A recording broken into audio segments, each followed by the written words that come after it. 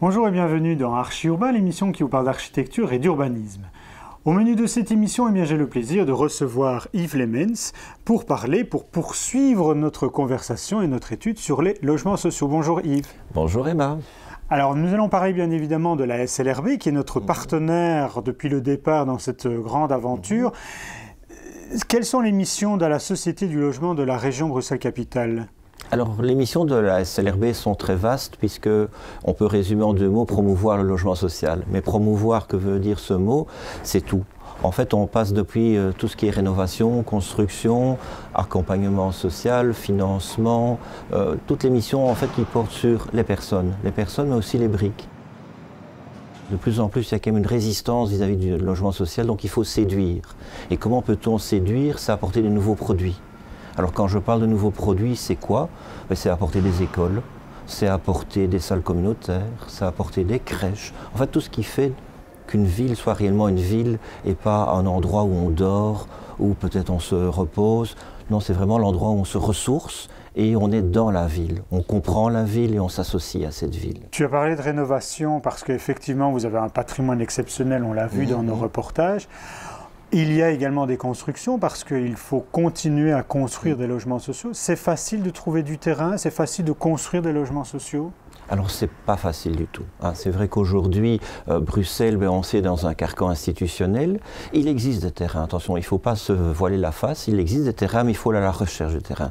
Et il faut surtout trouver des partenaires publics et privés qui vont s'associer avec la SLRB pour créer une dynamique de groupe. Et je crois que c'est en créant cette dynamique de groupe qu'on va aller vers des nouveaux produits. Comme je te disais, le logement social a une mauvaise image. Donc il faut redorer le blason. Alors on peut le redorer justement avec d'autres partenaires, comme CityDef, comme le Fonds du logement, comme les communes, qui sont peut-être mieux appréciés du public pour d'autres raisons. Et donc en faisant des projets mixtes, on peut s'associer l'ensemble du public en disant on fait un produit intégré. Et ce produit tient compte de l'ensemble de la réalité des habitants, et pas uniquement des habitants des logements sociaux. Et je crois que c'est une opération win-win pour que justement le locataire social se soit intégré et que la personne qui est le voisin dise finalement tout ça ce n'est qu'un voisin en plus. Moi, il y a une chose qui m'a assez impressionné dans les tournages des reportages que nous avons faits ensemble, c'est que plus que tu as beaucoup parlé de la personne, mais plus que le logement social et la personne, c'est que vous apportez également un plus également à vos constructions. On veut parler du 101e %. C'est quoi ce pourcent supplémentaire? Alors le mot le dit bien, donc c'est le 101e, donc le pourcent qui vient s'ajouter sur le gâteau, la petite cerise.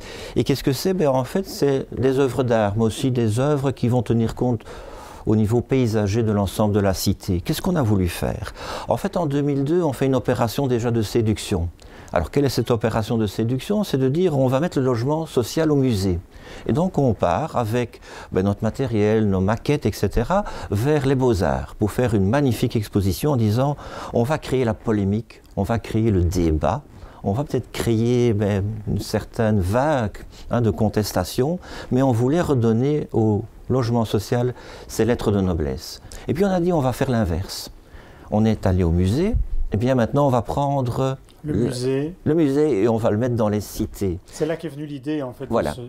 De faire un échange vraiment en voyant la relation qu'on pouvait avoir. Alors c'est quelque chose qui fonctionne très bien. Pourquoi? Parce qu'on n'achète pas une œuvre d'art pour la mettre à un endroit bien spécifique. Non, on fait tout le contraire.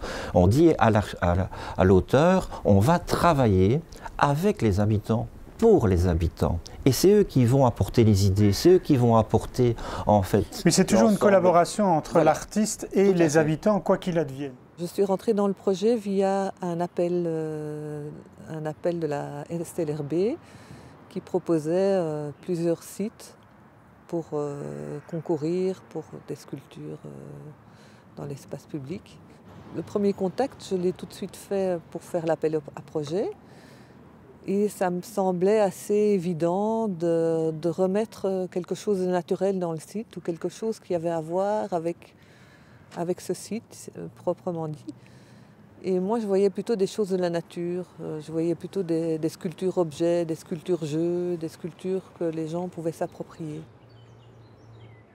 En général, J'interroge les gens, je sonde un petit peu les environs, mais je ne suis jamais rentrée dans un projet aussi participatif. Ici, j'ai vraiment créé des groupes de travail avec les personnes, des ateliers où on faisait des sculptures, où on rencontrait les gens autour vraiment d'ateliers participatifs.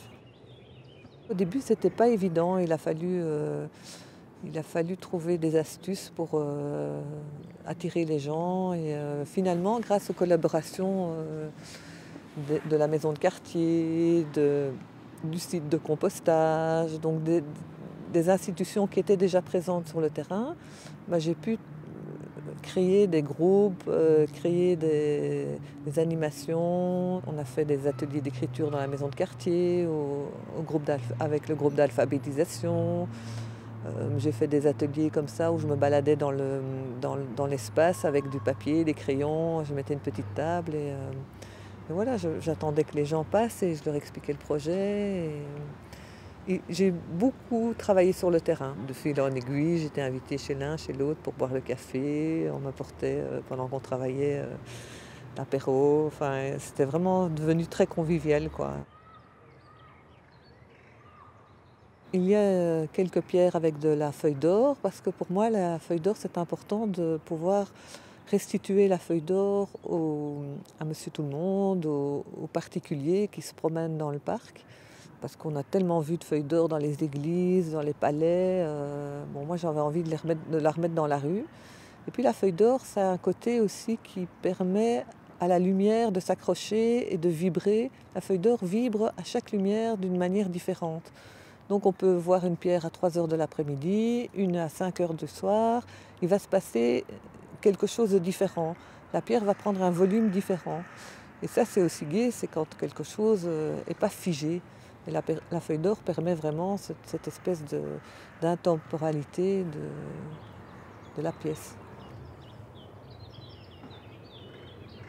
Les pierres ont été sculptées par Alexandre Rossignon. On les a choisies pour leur mouvement naturel.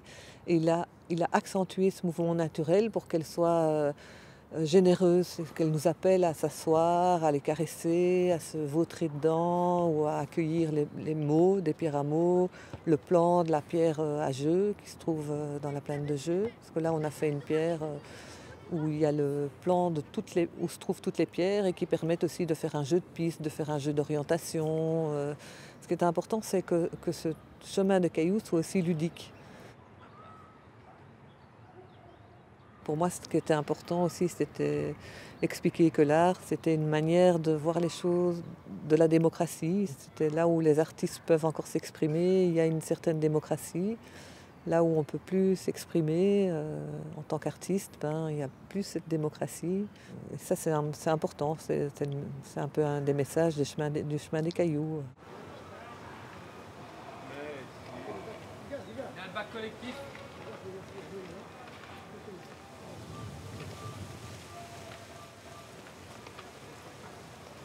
La semaine prochaine, nous allons diffuser un reportage sur des potagers collectifs qui sont faits également dans le cadre de la SLRB.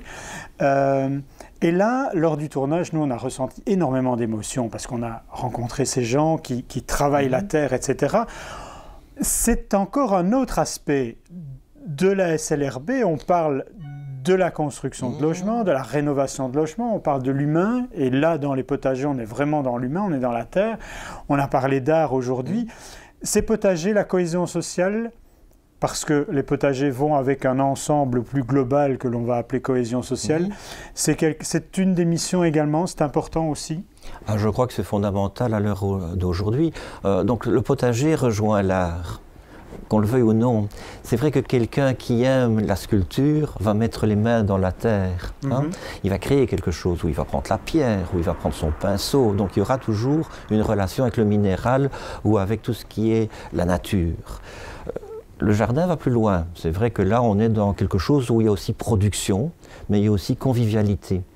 Et c'est surtout, je crois, le fait de produire ensemble qui est agréable. Et d'avoir cette relation aussi avec les anciens et les jeunes. Parce que souvent, les anciens ont encore une certaine connaissance du jardin. Les jeunes, ben, c'est plus difficile parce qu'ils ont été, je vais dire, dans un environnement de ville où il n'est pas toujours nécessaire d'avoir, je vais dire, des vaches, des cochons, ou peu importe les animaux ou les légumes. Donc ici, on a voulu retravailler aussi cet élément-là. Et pendant une longue période, il faut le dire, il n'y avait pas d'adhésion. Et puis aujourd'hui, on sent cette adhésion et on demande de plus en plus de potagers.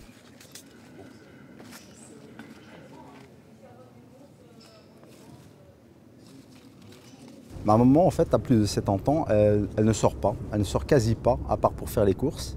Et comme ses amis ne sont plus aux alentours, donc elle n'a aucune raison de sortir. Et donc c'était la seule raison qui la faisait sortir. C'est que bon, les plantes, par contre, elle se dit, elles vont mourir, les fraises vont mourir. Donc bon, ça la force malgré elle, même si elle n'a pas envie, même si le temps est mauvais, à sortir, à venir vérifier un petit peu. Donc pour ça, c'était intéressant. Et puis, de facto, comme il y a d'autres jardiniers qui viennent ici, et puis des parents aussi qui viennent parfois pas pour faire du jardinage, mais qui s'installent juste dans le cadre de verdure avec leurs enfants. Petit à petit, ça nous a permis de rencontrer d'autres personnes. Quentin, Muriel, d'autres jardiniers, Latifa, Francis.